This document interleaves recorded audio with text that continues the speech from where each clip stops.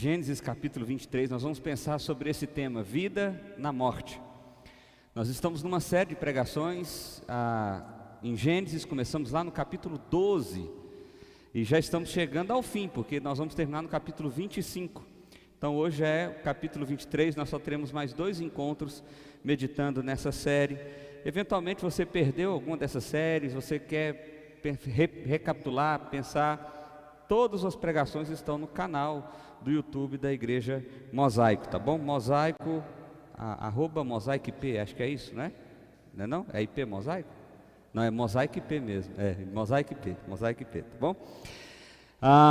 Gênesis capítulo 23, do verso 1 até o verso 9, está aí projetado, você também pode acompanhar. Diz assim a palavra do Senhor: Sara viveu 127 anos, morreu em Kiriat Arba, que é Hebrom, a terra de Canaã. Abraão veio lamentar Sara e chorar por ela. Depois Abraão levantou-se da presença da falecida e falou aos filhos de Et: Sou estrangeiro e morador entre vocês. Deixe-me adquirir uma sepultura na terra de vocês, para que eu possa sepultar a minha falecida mulher. Os filhos de Et responderam a Abraão dizendo: Escute, o Senhor é um príncipe de Deus em nosso meio. Sepulte a falecida numa das nossas melhores sepulturas. Nenhum de nós se recusará a ceder a própria sepultura, para que você sepulte a sua falecida. Então Abraão se levantou e se inclinou diante do povo da terra, diante dos filhos de Et, e lhes falou dizendo: Se é do agrado de vocês que eu sepulte a minha falecida, escute-me e intercedam por mim junto a Efrom, filho de Zoar, para que ele me ceda a caverna de Macpela, que pertence a ele e que fica a extremo do seu campo, que ele a entregue a mim pelo devido preço, para que eu tenha uma sepultura entre vocês. Vamos orar? Pai, obrigado por essa manhã, obrigado por esse dia lindo, ensolarado, obrigado, Deus, pelo privilégio que temos de estarmos aqui juntos, reunidos, para adorar e engrandecer o santo nome do Senhor. Nós pedimos ao Senhor, ó Pai, que o Senhor ministre aos nossos corações com poder e com graça nessa manhã. Que o Senhor fale de forma profunda conosco, ó Pai, e que o Espírito do Senhor gere então cura, transformação e edificação em nós, ó Pai. Que o Senhor, pela Tua graça e pela Tua misericórdia, me use como Teu instrumento. Assim oramos a Ti em nome de Jesus. Amém. Amém. Irmãos, vocês perceberam que está meio desproporcional o negócio aqui, né? Quem tem toque deve estar desorientado, porque o negócio não está no meio. Mas é porque ontem nós tivemos o jantar de casais, que aliás foi espetacular. E para que pudesse acomodar as mesas, nós então tivemos que chegar um pouquinho para cá, tá bom? Então fique tranquilo, você que tem toque, semana que vem vai estar tudo certinho, o negócio vai estar no meio, bonitinho, tá bom? Meus irmãos, nós, como eu disse, estamos nessa série de pregações falando sobre a vida de Abraão, aprendendo acerca de coisas tão preciosas acerca desse homem. Eu quero fazer um resumo aqui sobre a vida de Sara, porque a história de hoje tem muito a ver com Sara. Sara, que era Sarai, era mulher de Abraão, e Sarai foi alguém que, apesar de ter visto e experimentado junto com Abraão as experiências extraordinárias das promessas de Deus, ela teve muita dificuldade em crer nessa promessa. Ela teve muita dificuldade em se apropriar dessa promessa, ao ponto de que em determinado momento da história, quando Deus diz que Sara teria um filho, já com mais de 90 anos, ela ri. E ela ri de desprezo, ela ri de deboche, ela ri de dúvida. E Deus percebe esse riso, mesmo que Deus não tenha visto. Ele era Deus, ele sonda os corações. E aí Deus diz: por que essa mulher está rindo? E aí Sara: não estou rindo não. Tá sim que eu vi, eu sei que você riu, eu sei que você fez isso. E de fato, naquele dia, Deus promete que 1 ano depois ela teria o filho prometido, o filho da aliança, que viria a ser Isaque. Isaque nasceu no tempo em que Deus havia dito, 1 ano depois.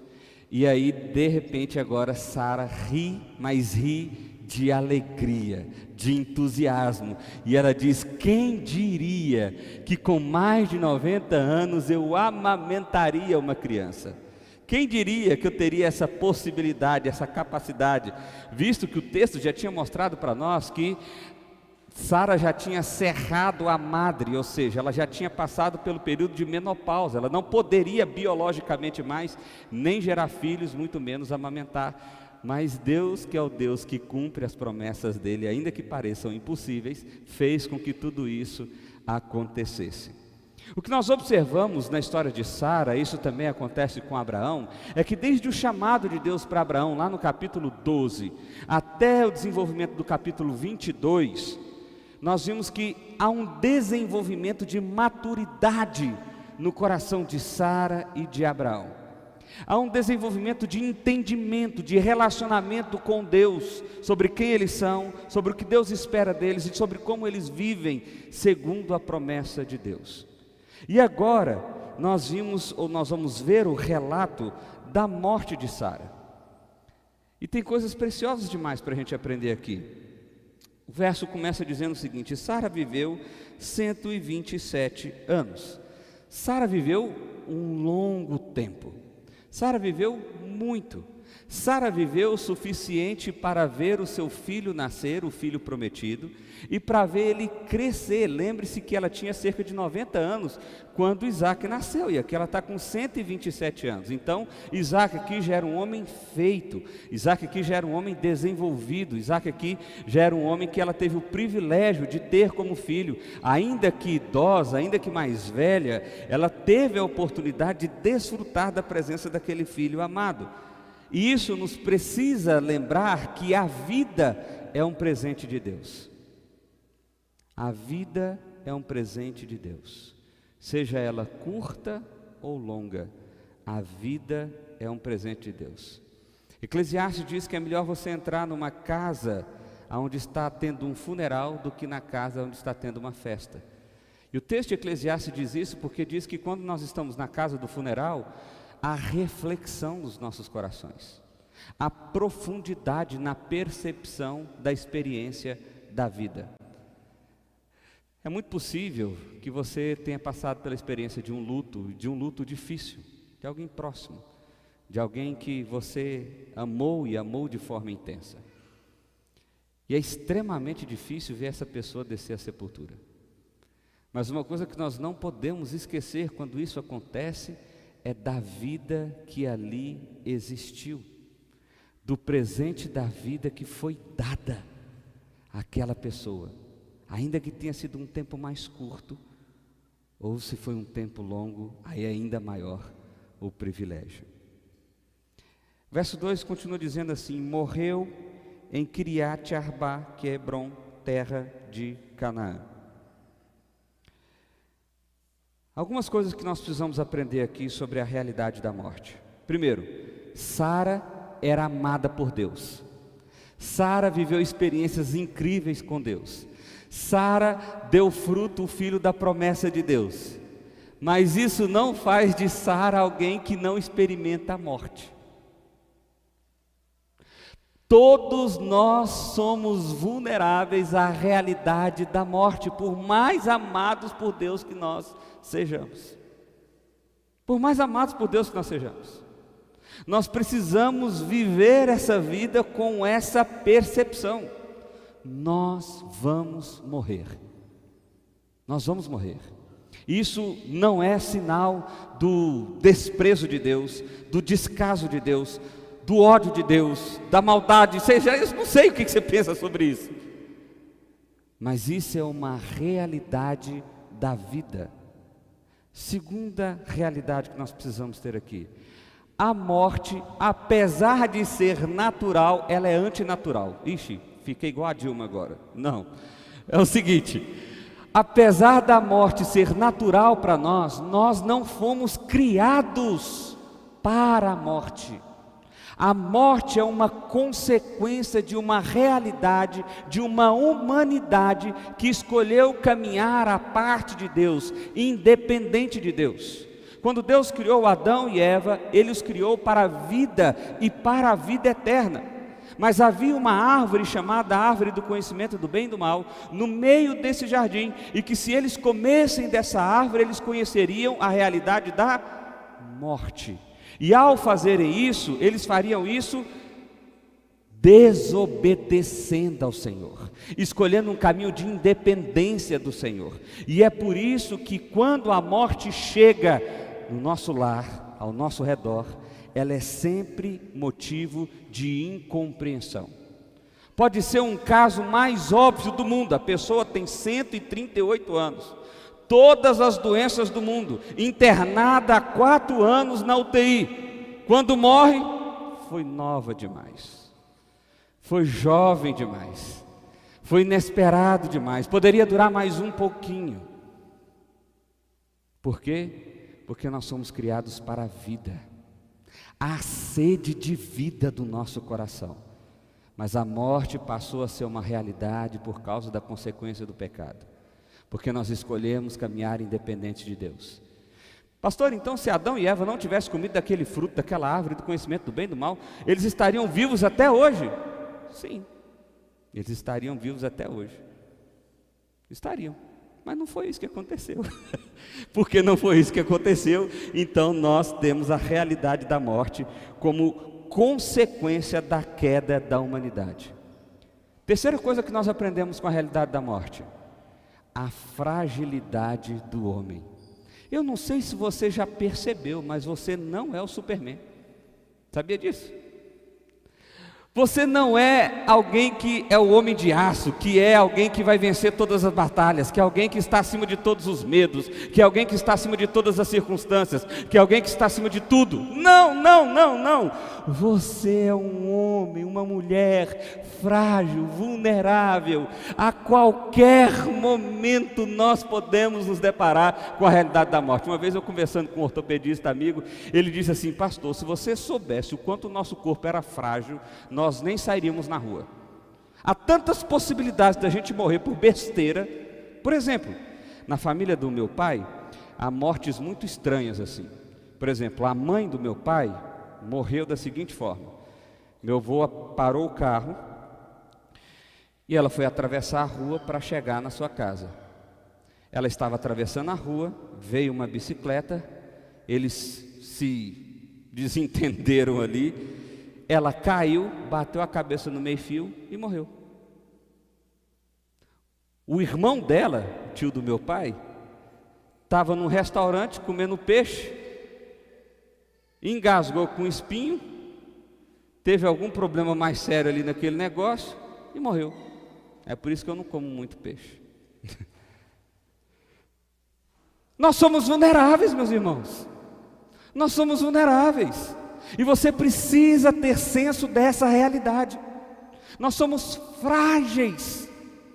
E muitas vezes nós encaramos a realidade da vida como se fôssemos além de tudo, acima de tudo, melhor do que tudo. Não, nós não somos. E quando nós enxergamos que a realidade da morte é de fato real, nós começamos a ter uma percepção da vida diferente. Ou você já não passou por isso no momento de funeral? Onde a gente começa a pensar, fala assim: poxa vida, olha só. Recentemente, há cerca de 10 dias atrás, o irmão do meu pai faleceu. Como eu disse, as mortes são estranhas, né? Ele faleceu porque ele teve uma crise de apêndice, foi no médico, o médico falou: precisamos fazer a cirurgia. Vamos fazer o pré-operatório, você volta e vamos fazer. Ele resolveu aguardar 10 dias, quando a dor estava absolutamente insuportável. Você já sabe o resultado. O apêndice estourou, sulfurou, infecção generalizada, 15 dias de UTI e morreu. E lá no velório do meu tio, a conversa era: nós precisamos andar mais juntos. A família do meu pai é muito grande, são 14 irmãos. Então nós precisamos andar mais juntos, nós precisamos parar com essas mágoas bestas que a gente tem entre nós. Nós precisamos parar com esses trem assim, e assado e etc. E há uma conversa ali, meu irmão, gente que não se abraçava, que se abraçou. Gente que não se conversava, passou a conversar. Porque a morte trouxe essa realidade de fragilidade. A morte trouxe essa realidade de vulnerabilidade. Então a gente se perdoa, é mais tolerante naquilo que o outro fez para me magoar. A gente tem uma capacidade de olhar com mais compaixão. Agora, quando a gente pensa que não, que nós somos super-heróis, invulneráveis, mais forte do que todos e melhor do que todos. Então nós brigamos pela nossa honra até o fim. Aliás, se for necessário, nós tiramos a vida de quem quer que seja, para que a nossa honra seja preservada.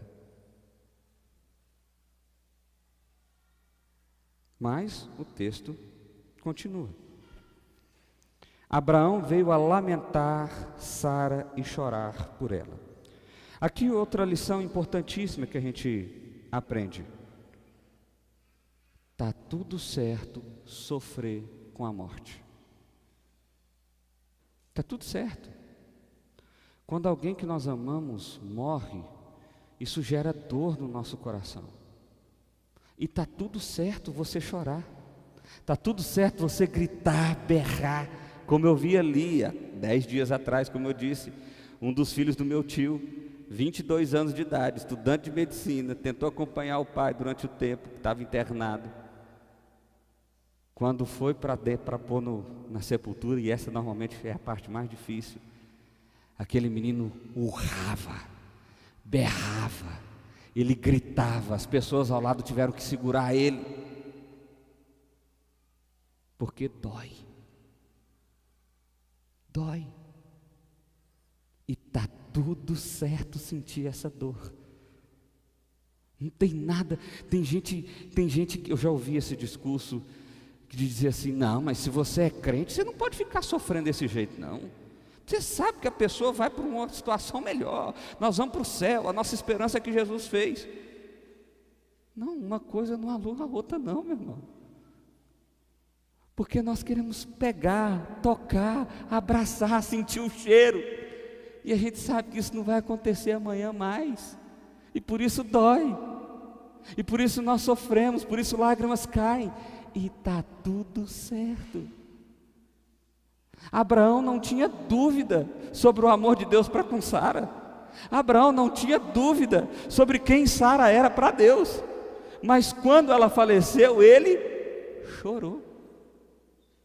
Ele lamentou. E está tudo certo fazermos isso. Nós precisamos fazer isso. Nós precisamos extravasar essa dor.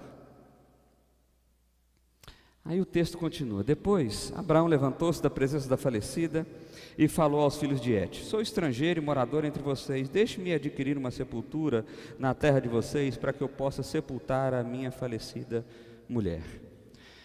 Isso aqui é uma atitude de honra. Honra. Veja bem, não existe possibilidade nenhuma de conversarmos com os mortos, ok? Uma vez que nós morremos, imediatamente, na hora em que nós morremos, nós vamos para 2 lugares, e tão somente 2 lugares que a palavra de Deus nos diz: ou o céu ou o inferno. O céu é um lugar da presença graciosa, maravilhosa, bondosa de Deus. O inferno é o lugar da presença punitiva de Deus.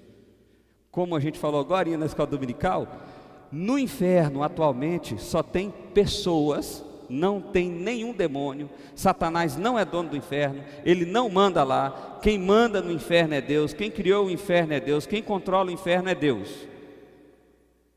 Pastor, que coisa horrorosa. Mas é o que está na Bíblia. O inferno não poderia ser criado por outro que não fosse o próprio Senhor. E no inferno as pessoas experimentarão da ira do Senhor, da punição eterna do Senhor. É isso que a palavra de Deus diz. Então Satanás não controla, não tem nada disso, não tem, você não vai chegar lá e vai ter um capetinha. Qual que é o seu nome? Cela 42, pode entrar lá. Não tem isso não, tá? Tem nada disso. No entanto, nós devemos e podemos honrar a vida que as pessoas tiveram em sua morte. E é isso que Abraão está tentando fazer aqui.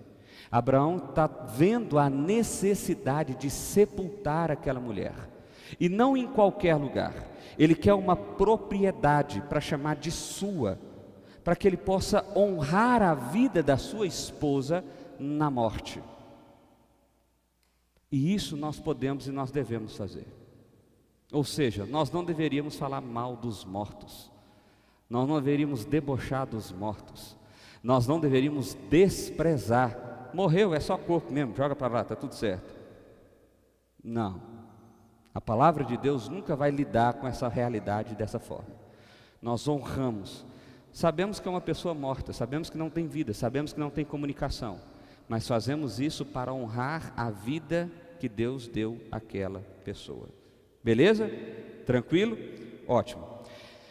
A partir daí o texto vai entrar numa realidade diferente. Nós vamos voltar ao assunto luto daqui a pouquinho. Mas a partir daí o texto vai entrar numa realidade diferente. Porque agora Abraão está tentando encontrar o lugar para sepultar a sua mulher. Dar a honra necessária para a vida que ela teve. Então ela vai até os filhos de Et, verso 5. Os filhos de Et responderam a Abraão dizendo: escute, o Senhor é um príncipe de Deus em nosso meio, sepulte a falecida numa de nossas melhores sepulturas. Nenhum de nós se recusará a ceder a sua própria sepultura para que você sepulte a sua falecida.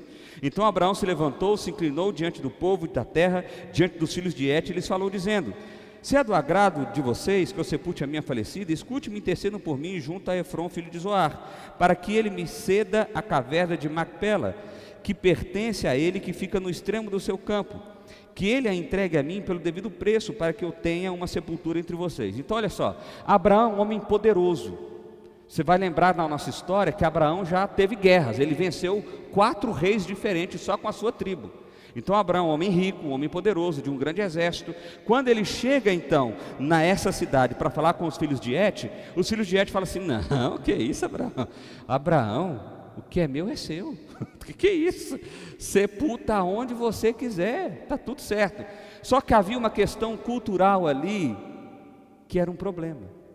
Se Abraão sepulta a sua esposa numa sepultura doada, cedida, ele não era proprietário daquela sepultura, e por isso, pouco tempo depois, quem era o verdadeiro dono da sepultura podia reivindicar o seu direito e até tirar Sara de lá.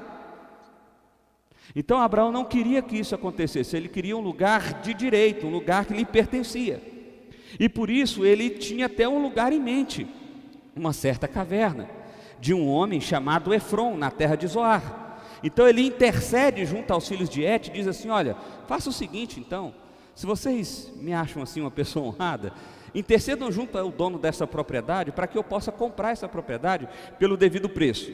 E aí vem o verso 12, olha só: então Abraão se inclinou diante do povo da terra. Essa atitude de inclinar é uma atitude de humilhação, tá bom? Então é você realmente se colocar numa situação de se prostrar diante do povo. E falou a Efron na presença do povo da terra, dizendo: se você concordar, escute, pagarei o preço do campo, aceite-o de mim, e sepultarei ali a minha falecida. Efron respondeu: meu senhor, escute, um terreno que vale apenas 400 barras de prata, o que é isso entre mim e você? Sepulte ali a sua falecida. Apenas 400 barras de prata? Isso não vale nada para nós. O que é meu é seu, vai lá, faça isso. Está todo mundo morrendo de medo de Abraão, porque Abraão podia detonar todo mundo, tomar aquele negócio à força, mas não é isso que ele está procurando fazer aqui. Ele está procurando estabelecer uma relação jurídica perfeita. Abraão ouviu Efron dizer isso e pesou a prata que lhe tinha falado na presença dos filhos de Et, a saber, 4,5 kg de prata, segundo o peso usado entre os mercadores. Assim o campo de Efron, que estava em Macpela, em frente a Marré, e o campo, a caverna toda, o alvoredo que nele havia, todo o terreno ao redor, passaram a ser propriedade de Abraão, na presença dos filhos de Et, a saber, de todos que entravam pelo portão da cidade. Então Efron não quis vender só a caverna, ele quis vender a fazenda inteira. E esse peso aqui, ou esse preço aqui, a maioria dos comentaristas dizem que é um preço superfaturado. 400 barras de prata, que é isso para nós? 4,5 kg de prata, não é nada. Mas Abraão fez questão de pagar o preço que havia sido pedido. Aqui algumas lições que nós precisamos aprender aqui. Primeira lição: não existe circunstância grave o suficiente que faça com que eu deixe de ser justo nas minhas negociações. Abraão estava ferido, machucado, com dor. A sua querida esposa havia falecido. Mas isso não serviu de justificativa para ele sair matando todo mundo e enterrar a mulher onde ele queria. Ele podia fazer, ele tinha condições de fazer, mas não foi isso que ele fez. O que ele fez? Ele agiu com justiça. Ele procurou fazer o que era certo.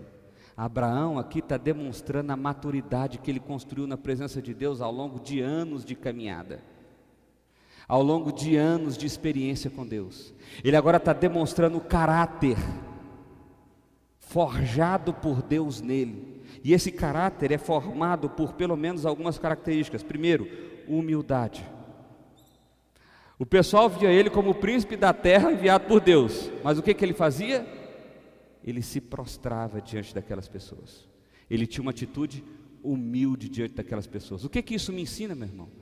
Me ensina que não importa o lugar que eu esteja, o status que eu tenha alcançado, a característica que deve ser demonstrada para as pessoas através de mim é a humildade. Eu nunca deveria ser alguém soberbo, eu nunca deveria ser alguém presunçoso, eu nunca deveria ser aquela pessoa que as pessoas dizem assim: não, não fala não, porque nossa, vai te dar um assim, ó.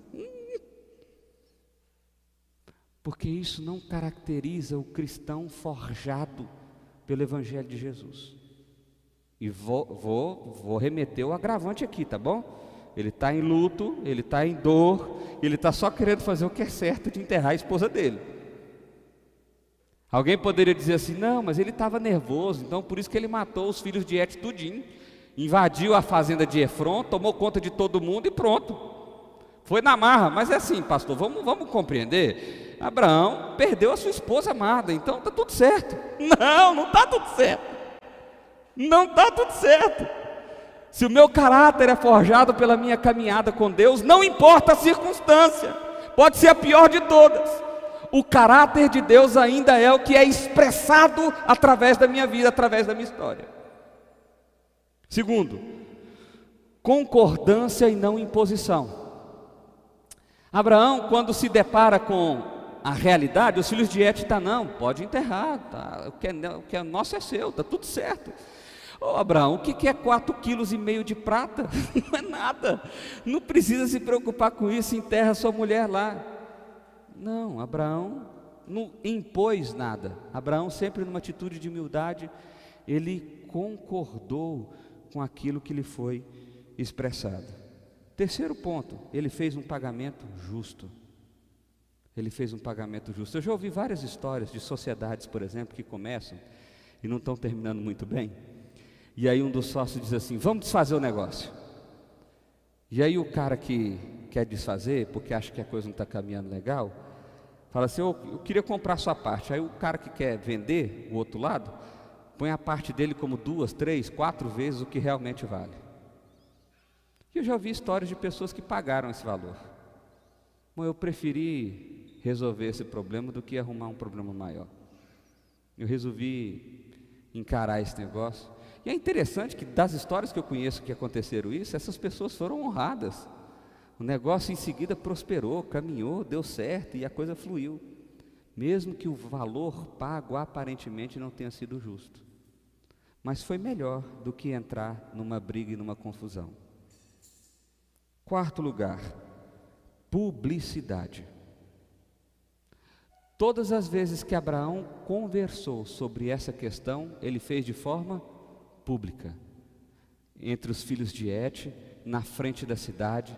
Ele não tinha nada escondido, ele não tinha nada oculto, ele não tinha um negócio assim: olha, vamos combinar isso aqui na frente dos outros, mas aí eu preciso que você assine esse negocinho aqui, só para, entendeu? Isso aqui é só entre a gente, para a gente ficar, põe debaixo da gaveta aqui, está tudo certo. Não vai ter problema nenhum, mas é só para a gente ficar seguro. E sempre tem problema quando a gente faz isso, é impressionante. Sempre acontece alguma zebra quando isso acontece. Os filhos de Deus não têm nada a esconder nas negociações que fazem. Uma vez um cara me procurou e falou assim: pastor, estou comprando um carro Finan, o que você acha? Um carro Finan, gente, é um carro que não tem documentação. Então é vendido aí, você põe o OLX, Mercado Livre, esses trem, um carro que custa 150 mil está sendo vendido lá por 30, para você andar.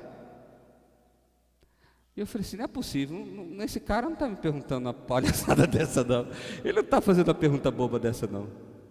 Mas é porque a gente vai acostumando tanto com as negociatas, com as formas de se fazer, debaixo daqui, debaixo de lá, e e papapá, que a gente vai começando a encontrar algumas justificativas na nossa cabeça. Fala, não, mas também, isso aqui não é tão grave, isso aqui não vai matar ninguém, isso aqui não vai fazer tão mal assim, isso aqui não vai prejudicar outra pessoa, então dá para eu fazer, dá para eu... Não, meu irmão, não. Se o caráter de Deus está forjando quem você é, nós fazemos as coisas de forma pública.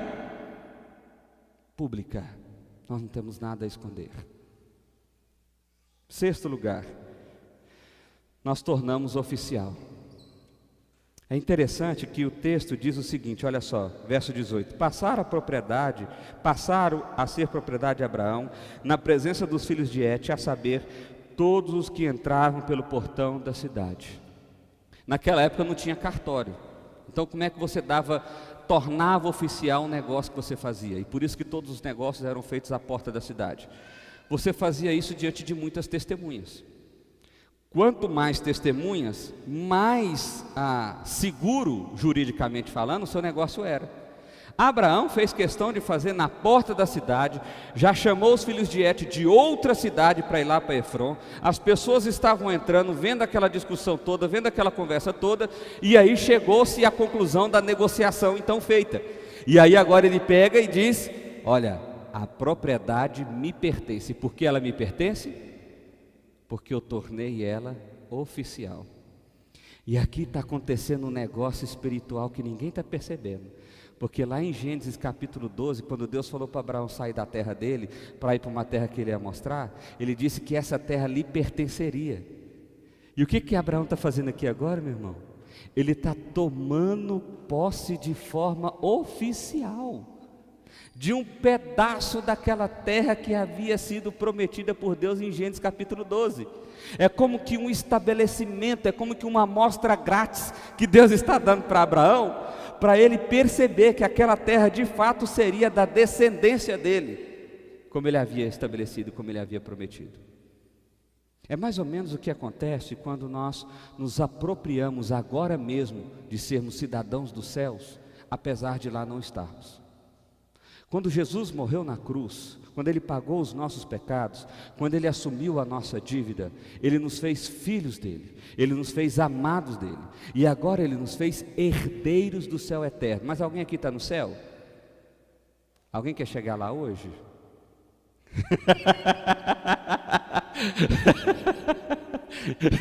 Pode deixar para amanhã, pastor, que eu estou bem por enquanto, está tudo certo. Bom, mas nós somos herdeiros desse céu. Não paira dúvida sobre essa realidade. Nós somos herdeiros não porque nós somos alguém que fizemos para merecer, mas porque Cristo fez tudo quanto necessário para tornar a nossa herança oficial. Então, ainda que nós não estejamos na habitação eterna com o Senhor, nós já desfrutamos em pequena medida dessa realidade. Sabe aonde? Aqui. Na igreja de Jesus. Quando nós caminhamos enquanto povo de Deus, compartilhando as nossas histórias, as nossas lutas, sendo apoio, suporte, derramando as nossas lágrimas, rindo junto, como foi ontem aqui, tão legal, tão gostoso, nós estamos desfrutando do pedacinho do que vai ser o céu. Ainda não é o céu vai ser muito melhor. Mas aqui já é um pedacinho que a gente está desfrutando. É disso que Deus está fazendo com Abraão. Ele está concedendo a promessa dele. Ele está dizendo, Abraão, está vendo? Eu vou te dar essa terra.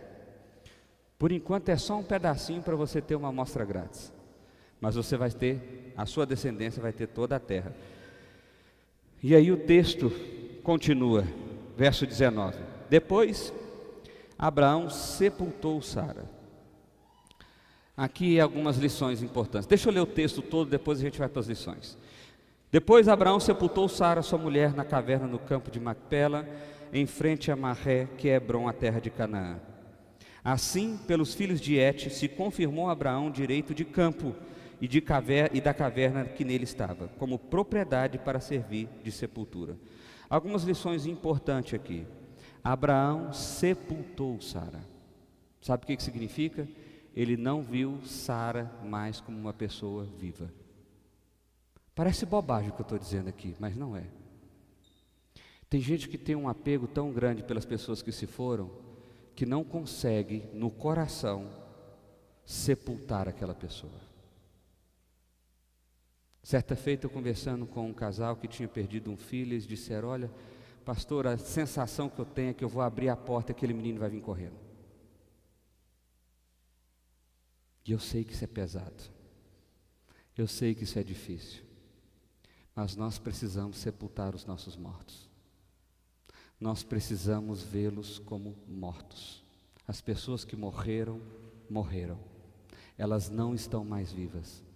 Por mais óbvio que essa informação possa ser, por vezes o nosso coração e a nossa mente nos prega algumas peças. Gera em nossos corações falsas esperanças. Então Abraão sepultou. Abraão percebeu a nova realidade da sua vida sem Sara. Quando ele sepulta Sara, ele agora está se tomando conta: eu não sou mais alguém casado, eu sou alguém viúvo. Eu não sou mais alguém que compartilho a minha história com ela, porque ela não está aqui mais. Então ele toma atento da realidade, da nova vida dele, da nova realidade de vida dele. A vida dele agora é alguém sem Sara, alguém sem Sara.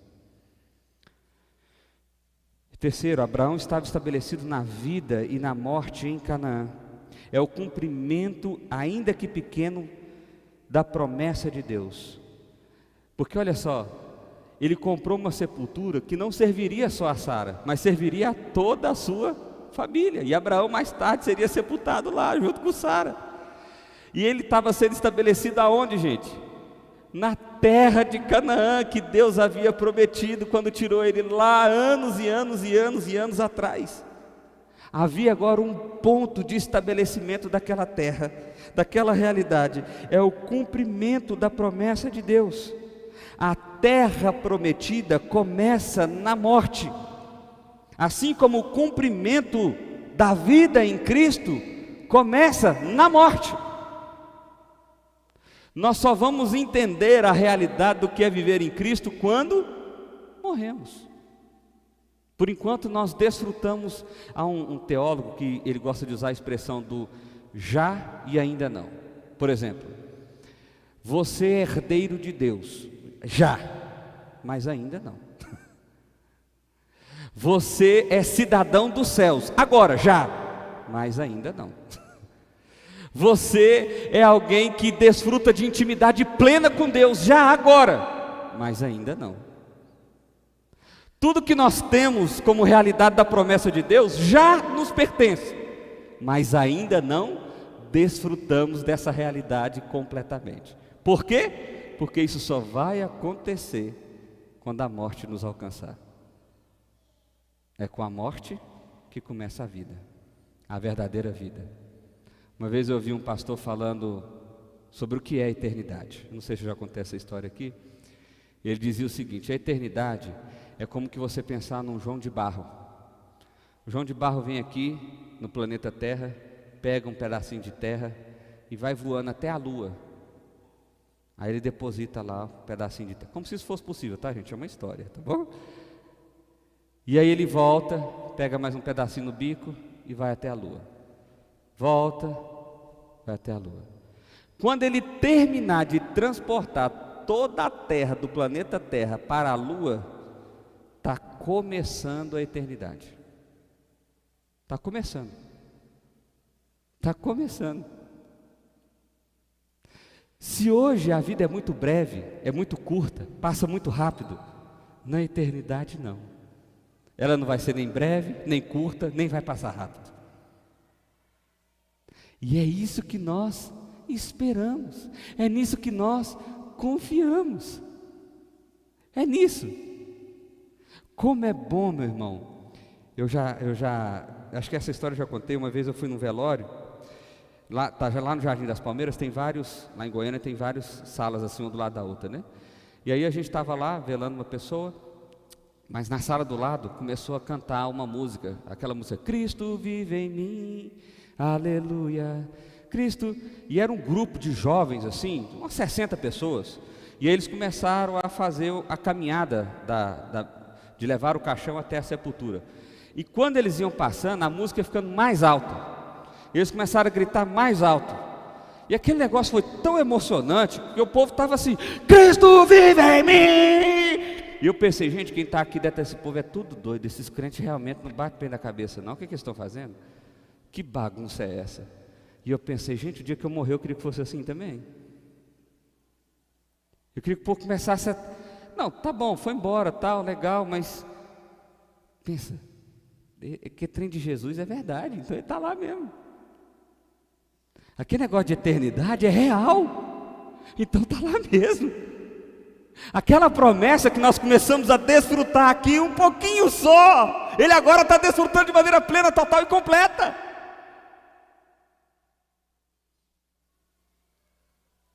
A morte serve para nos mostrar que nós estamos apenas no começo da vida. Apenas no começo da vida. Nós estamos dando os primeiros passos. Os primeiros passos. Então, algumas aplicações aqui, meu irmão. Primeiro, o que fazer? A inevitável realidade da morte. Em primeiro lugar, a morte é uma consequência do mundo caído em que estamos inseridos. Somos todos vulneráveis diante dessa realidade. Está tudo bem chorar e sofrer por causa da morte. Está tudo bem, é um processo. E está tudo certo. E não tem tempo certo para isso. Tem gente que vai viver isso um mês, tem gente que vai viver isso um ano. Está tudo certo. O importante é você tomar posse daquelas verdades. Quem morreu, morreu. Não está vivo mais. A sua vida não é uma vida mais que compreende a realidade daquela pessoa que morreu. Essas verdades precisam estar muito claras no seu coração, para que você possa ir aos poucos, dentro do caminho necessário, superando o processo de luto. Segundo lugar, a importância de enterrar os nossos mortos. Isso demonstra respeito e honra com a vida. Isso demonstra apropriação da realidade da morte. Isso demonstra convicção de que a morte não é o fim. De que a morte não é o fim. Terceiro, justiça e honra são definições do caráter cristão. Não existem circunstâncias atenuantes para sermos injustos e desonrosos. Terceiro, são revelações da fé viva que vive em nós. Justiça e honra é uma característica real e presente de quem nós somos. Quarto, Deus cumpre as suas promessas, mesmo que isso nos cause terrível dor, mesmo que não consigamos perceber, mesmo que isso vá contra a nossa vontade. Você acha que se Deus perguntasse para Abraão e falasse assim, vou levar Sara agora, tudo bem? Mesmo que a gente não compreenda, mesmo que isso traga dor aos nossos corações, nós precisamos perceber que Deus cumpre as suas promessas. E por isso nós temos esperança. Deixa eu contar uma história aqui. Dizem que em velório nunca fala mal do morto, né? Mas um dia eu cheguei lá, uma pessoa tinha falecido como eu era pastor no interior, funciona assim, gente. Se você mora no interior e essa pessoa perdeu alguém da família e conhece algum pastor, liga para você. É assim que funciona. Então, nos 2 primeiros anos meus lá em Séries, eu participei de 23 velórios. Então, eu estava quase que o pastor que enterra a gente lá. Mas um desses lugares, um desses velórios, eu cheguei lá, era um senhor já. Pouquíssima gente, umas 6 pessoas, alguma coisa assim. E aí eu trouxe uma palavra ali de consolo e tal. E aí eu fiz uma coisa que eu não faço mais. A coisa que eu fiz foi, se alguém da família quiser dar uma palavra, esse é o momento oportuno, tal, etc. E aí levantou um dos filhos e falou assim, pastor, eu sei que você quer consolar a gente, mas esse homem não valia nada. E aí o outro falou, é verdade. E eu pensei, gente do céu, por onde que eu corro? Mas ali eu aprendi uma lição preciosa. eu aprendi uma lição preciosa. Que tipo de legado eu e você estamos deixando para as pessoas? Que tipo de legado eu e você estamos deixando para as pessoas? Como que essas pessoas nos veem? Como que elas nos identificam? Como que elas nos percebem? Como? Porque, meu irmão, quando nós morremos, a nossa história não morre. Ela continua. E ela continua como um exemplo, ou bom ou mau. Ela continua como uma influência, ou boa ou má. Que tipo de história você está construindo? Eu quero terminar com a leitura dessa frase. A dor do luto pode nos paralisar, nos fazer cegos e até petrificar o nosso coração. Mas ainda que não vejamos, o plano redentor de Deus está em andamento. E mesmo sem percebermos, essa é a realidade que tem nos mantido de pé e firmes na caminhada até a Canaã celestial. Amém? Nós estamos indo para a Canaã celestial.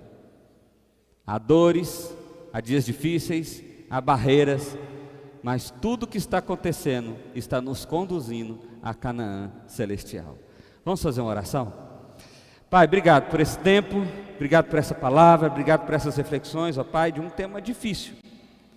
Difícil porque as nossas experiências moldam as nossas percepções, ó Pai. Certamente há pessoas que vivem esse processo do luto, mesmo que por anos, ó Deus. Mas o Senhor disse que o Espírito do Senhor seria o nosso consolador. O Senhor disse que o Espírito do Senhor, ó Pai, seria aquele que nos conduziria até a Canaã celestial. Que nós não caminhamos aqui sozinhos, ó Pai. Por isso nós clamamos ao Senhor, ó Pai, vem com o Teu poder, com a Tua graça, com a Tua mão, nos fortalece, nos levanta, nos dê força para continuar, renova a nossa esperança, ó Pai, nos dê uma nova motivação, um novo ânimo, ó Deus, porque nós precisamos da intervenção graciosa do Senhor. Nós precisamos da demonstração do amor do Senhor sobre nós, ó Pai, porque nós somos fracos, frágeis e vulneráveis. Nós admitimos, ó Pai, a nossa incompetência e repousamos sobre o Senhor toda a nossa esperança. Assim nós oramos a Ti, ó Pai, em nome de Jesus. E que agora a graça do Senhor Jesus, o amor de Deus, o eterno Pai, e as consolações do Santo Espírito de Deus repouse sobre todos nós e todo o povo do Senhor reunido sobre a terra, hoje e por todo sempre. Amém, amém e amém.